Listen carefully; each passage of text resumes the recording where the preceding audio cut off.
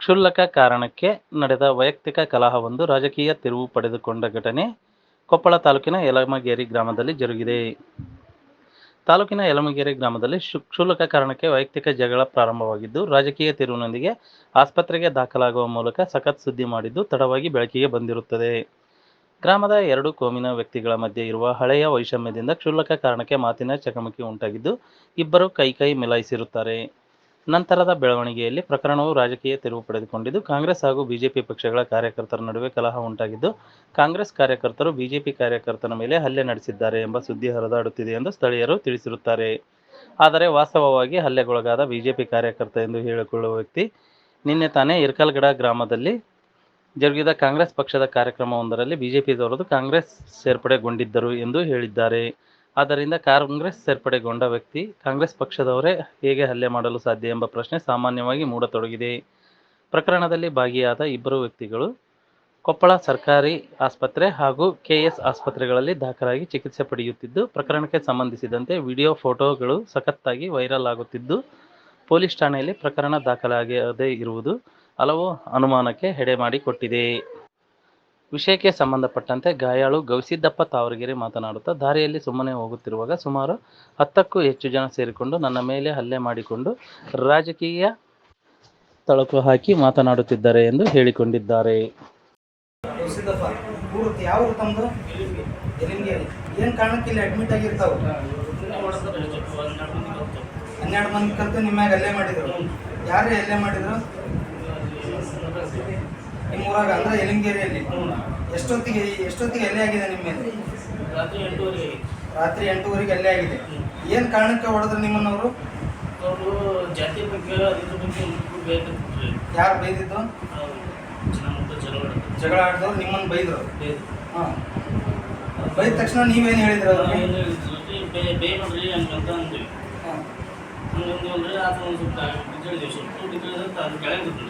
ಯಾರು ಕೆಳಗಡೆ ಬಿದ್ದರು? ಆತ ಅಂದ್ರೆ ಹೆಸರು ಹೇಳಿ. ದ್ಯಾಮಣ್ಣವರು ಕೆಳಗಡೆ ಬಿದ್ದರು.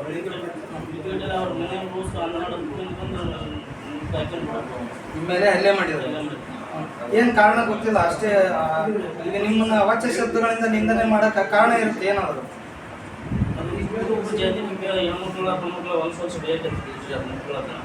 ನಿಮ್ಮ ಜಾತಿ ಬಗ್ಗೆ ಆತ ನಿಂದನೆ ಮಾಡ್ಯಾರ. ಮಿಕ್ಕಿದವರು ಅವರೆಲ್ಲ ಅವ್ರ ಸಂಬಂಧಿಗಳವರು. ಎಷ್ಟು ಗಂಟೆಗೆ ಬಂದಿರಿ ತಾವು ರಾತ್ರಿ ಹಾಸ್ಪಿಟ್ಲಿಗೆ? 9 ಗಂಟೆಗೆ ಬಂದು ಇಲ್ಲೇ ಅಡ್ಮಿಟ್ ಇದ್ದೀರಿ. ಅವ್ರ ಮೇಲೆ ಯಾವುದಾದ್ರೂ ಕಾನೂನು ಕ್ರಮ ಕೈಗೊಂಡಿರ? ಸ್ಟೇಷನ್ಗೆ ಹೋಗಿ ಭೇಟಿ ಕೊಟ್ಟು ಬಂದಿರಾ? ಇನ್ನು ಏನೋ ಪೊಲೀಸ್ ಬಂದಿಲ್ಲ, ಏನು ಆ್ಯಕ್ಷನ್ ಮಾಡಿಲ್ಲ. ಸರ್, ತಮ್ಮ ಹೆಸರು? ತಾವು ಏನು ತಾಮೂರು ಅಮ್ಮರಿದ್ರು.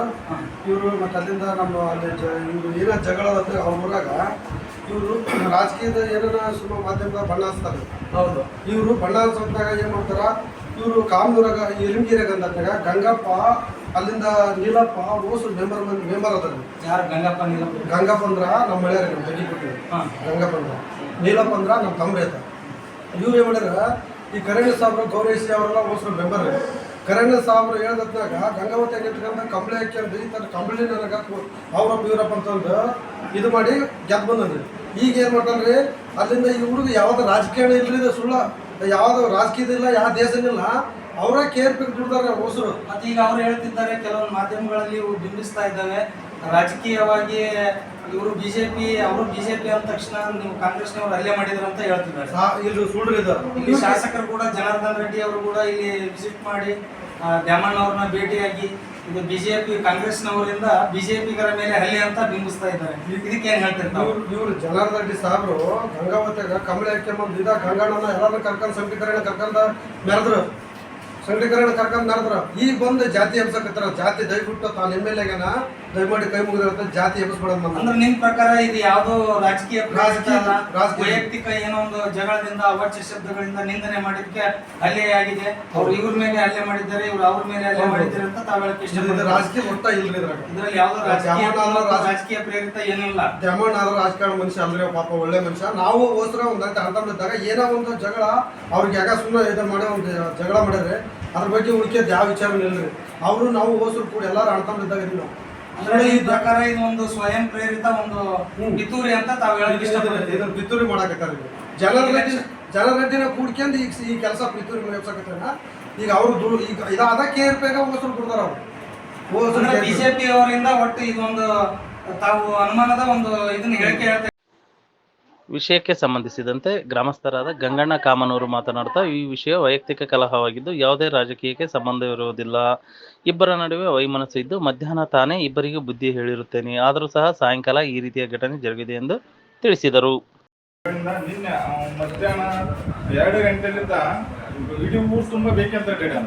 ಅಡ್ಡಾಡಿದ್ರು ನಾನು ವಿಷಯವಾಗಿ ನಮ್ಮ ಗಮನಕ್ಕೆ ಬಂದಿದ್ದಾಗ ನಾನು ಹೋಗಿ ಹೇಳಿ ಬಂದೀನಿ, ಹಿಂಗತ್ತ ಬೇಯಬಾರ್ದು ಸರಿಯಲ್ಲ ಅಂತ ಹೇಳಿ ಕೂಡ ಮತ್ತೆ ಒಳ್ಳೆ ಅಲ್ಲಿ ನಿನ್ನೆ ನಾವು ಫಂಕ್ಷನ್ ಇತ್ತು, ಲೋಕಸಭಾ ಚುನಾವಣೆ ಪ್ರಚಾರಾರ್ಥವಾಗಿ ರಾಜಶೇಖರ ರೆಡ್ಡಿ ಅವ್ರದ್ದು ಪ್ರಚಾರ ಇತ್ತು.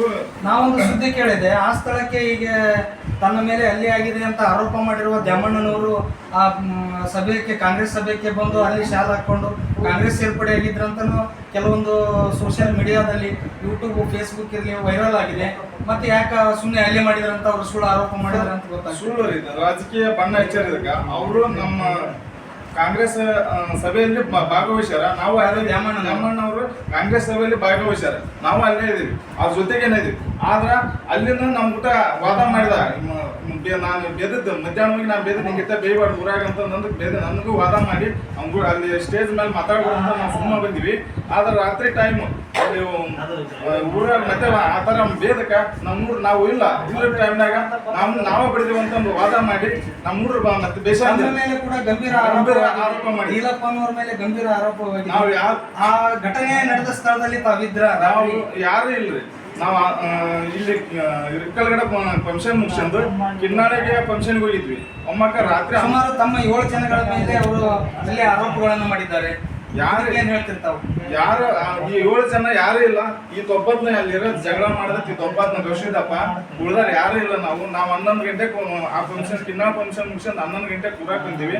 ಇದು ಎಲ್ಲ ರಾಜಕೀಯ ಪಿತ್ತೂರಿ, ಏನು ಉದ್ದೇಶ ಏನಿಲ್ಲ. ಈ ಉದ್ದೇಶನೇ ಬೇರೆ, ಜಗಳ ಉದ್ದೇಶನೇ ಬೇರೆ. ಜಾತಿ ನಿಂದನೆ ಮಾಡಿದಕ್ಕ ಅವಾಚ್ಯ ಶಬ್ದಗಳಿಂದ ಬೇದಕ ಬಡ್ದ ಒಂದೆರಡೇಟ್ ದೆಬ್ಬ್ಯಾರ, ಅದೇನು ಬಡ್ದತ್ತಲ್ಲ ಮುಗಿಸಾಡ್ಯಾರಲ್ಲ, ಅದ ಕಲ್ಲಿ ಬಿದ್ದಾನ ಅಷ್ಟ. ಮತ್ತೆ ಬೇರೆ ಉದ್ದೇಶ.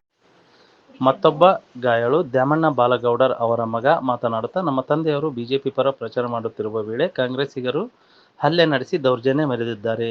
ಆದ್ದರಿಂದ ಹಲ್ಲೆಗೊಳಗಾದ ತಮ್ಮ ತಂದೆಯನ್ನು ಚಿಕಿತ್ಸೆಗೆಂದು ಆಸ್ಪತ್ರೆಗೆ ದಾಖಲಿಸಿರುವುದಾಗಿ ತಿಳಿಸಿದರು. ಪೇಷಂಟ್ ಹೆಸರೇನು? ಹಾಂ, ಪೂರ್ತಿ ಹೆಸರು ಹೇಳಿ. ದ್ಯಾಮಣ್ಣ ಬಾಲಗೌಡ. ಯಾವ ಊರು? ಎದ್ರ ಸಲುವಾಗಿ ಅಡ್ಮಿಟ್ ಆಗಿದ್ದಾರೆ? ಬಿಜೆಪಿ ಬಗ್ಗೆ ಕಾಂಗ್ರೆಸ್ ಬಗ್ಗೆ ಪಾಲಿಟಿಕ್ಸ್ ನಮ್ಮದು ಬಿಜೆಪಿ ಬಗ್ಗೆ ನಮ್ಮ ಡ್ಯಾಡಿ ಯಾರೋ ಬೆಳಿಗ್ಗೆ ಮಾತಾಡ್ಯಾರ ಸರ್. ಹಾಂ, ಮಾತಾಡಿರಲ್ಲ ಮಧ್ಯಾಹ್ನ 3 ಗಂಟೆಗೆ ಬಂದು ಮಾತಾಡ್ಯಾರ ಸರ್. ಅವರು 4 ಗಂಟೆಗೆ ಫಂಕ್ಷನ್ ಇರ್ತಾರೆ ಕಾಂಗ್ರೆಸ್ ಎಲ್ಲಿ? ಇರ್ಕಲ್ಗಡೆ ಸರ್. ಹಾಂ, ಫಂಕ್ಷನ್ ಮುಗಿಸ್ಕೊಂಡು ಬಂದು ನೀವು ಬಿಜೆಪಿ ಬಗ್ಗೆ ಮಾತಾಡ್ತೀರ ಹಂಗೇನಂತ ಮನೆ ಹೋಗಿ ಕೊಡ್ದಾರ ಸರ್. ಮನೆ ಹೋಗಿ ಕೊಡೋದ? ಎಷ್ಟೊತ್ತಿ ಆಗಿರ್ತದೆ ಸರ್? ನೈಟ್ 10 ಗಂಟೆಗೆ ಈಗ ನೀವು ಫಸ್ಟ್ ಗೌರ್ಮೆಂಟ್ ಹಾಸ್ಪಿಟ್ಲಿಗೆ ಅಡ್ಮಿಟ್ ಆಗಿದೆ. Government hospital. ಅಲ್ಲೇನು ಹೇಳಿದ್ರು? ಅಲ್ಲಿಂದ ಇಲ್ಲಿ ಯಾಕೆ ಶಿಫ್ಟ್ ಆದರೆ? 3 ಜನ ಆಗ್ತಾರೆ ಇದು ಮಾಡೋಕ್ಕೆ, ಆಪರೇಷನ್ ಮಾಡೋಕೆ ಅಂದ್ರೆ ಸರ್. ಅಕ್ಕ ಪ್ರೈವೇಟ್ ತಂದಿಸ್ತಾರೆ.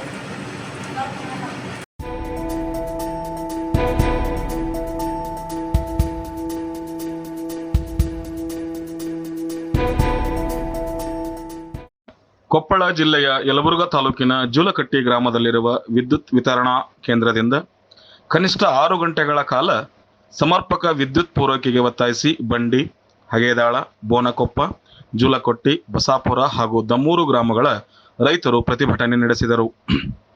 ಮಳೆಗಾಲ ಇಲ್ಲದೆ ಬರಗಾಲದಿಂದ ಬೇಯಿಸುತ್ತಿರುವ ರೈತರು ಪಂಪ್ಸೆಟ್ಗಳಿಂದ ಅಲ್ಪ ಪ್ರಮಾಣದ ಜಮೀನಿನಲ್ಲಿ ಬೆಳೆ ಬೆಳೆಯುತ್ತಿದ್ದು ಆ ಬೆಳೆಗಳೇ ರೈತರ ಜೀವನಾಧಾರಗಳಾಗಿವೆ. ಆದರೆ ವಿದ್ಯುತ್ ಪೂರೈಕೆಯ ಕಣ್ಣಾಮುಚ್ಚಾಲೆಯಿಂದ ರೈತರ ಬಾಳು ಕೈಗೆ ಬಂದ ತುತ್ತು ಬಾಯಿಗೆ ಬರಲಿಲ್ಲ ಎಂಬ ಗಾದೆ ಮಾತಿನಂತೆ ಪರಿಸ್ಥಿತಿ ನಿರ್ಮಾಣವಾಗುತ್ತಿದೆ. ಆದ್ದರಿಂದ ರೈತರ ಪಂಪ್ಸೆಟ್ಗಳಿಗೆ ಕನಿಷ್ಠ 7 ತಾಸು ಸಮರ್ಪಕವಾಗಿ ವಿದ್ಯುತ್ ಪೂರೈಕೆ ಮಾಡಬೇಕು ಎಂದು ಒತ್ತಾಯಿಸಿ ಪ್ರತಿಭಟನೆ ನಡೆಸಿದರು. ವಿದ್ಯುತ್ ಪೂರೈಕೆಯಲ್ಲಿಯೂ ಸಹ ಇಲಾಖೆಯು ತಾರತಮ್ಯ ಮಾಡುತ್ತಿದ್ದು, ಜಿಲ್ಲೆಯ ಯಲಬುರ್ಗಾ ತಾಲೂಕಿನ ವಜ್ರಬಂಡಿ ವಿದ್ಯುತ್ ವಿತರಣಾ ಕೇಂದ್ರದಿಂದ ಸಮರ್ಪಕವಾಗಿ 7 ತಾಸುಗಳ ವಿದ್ಯುತ್ ಪೂರೈಕೆಯಾಗುತ್ತಿದ್ದು, ಪಕ್ಕದಲ್ಲಿ ಇರುವ ಜೂಲಕಟ್ಟಿ ವಿದ್ಯುತ್ ವಿತರಣಾ ಕೇಂದ್ರದಿಂದ ಕೇವಲ 5 ರಿಂದ 6 ತಾಸು ವಿದ್ಯುತ್ ಪೂರೈಕೆಯಾಗುತ್ತಿದ್ದು ರೈತರು ತೊಂದರೆ ಅನುಭವಿಸುವಂತೆ ಆಗಿದೆ. ಆದ್ದರಿಂದ ಜೂಲಕಟ್ಟಿ ವಿದ್ಯುತ್ ವಿತರಣಾ ಕೇಂದ್ರದಿಂದ ಸಮರ್ಪಕವಾಗಿ 6 ಗಂಟೆಗಳ ವಿದ್ಯುತ್ ವಿತರಿಸಬೇಕು ಎಂದು ಒತ್ತಾಯಿಸಿ ಮನವಿ ಪತ್ರದಲ್ಲಿ ಸಲ್ಲಿಸಿದರು.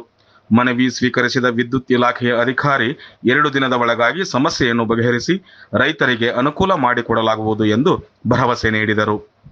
ಶ್ರೀಕಾಂತ್ ಗೌಡ ಮಾಲಿ ಪಾಟೀಲ್, ಕಲ್ಯಾಣ ಕರ್ನಾಟಕ ನ್ಯೂಸ್ ಬ್ಯೂರೋ.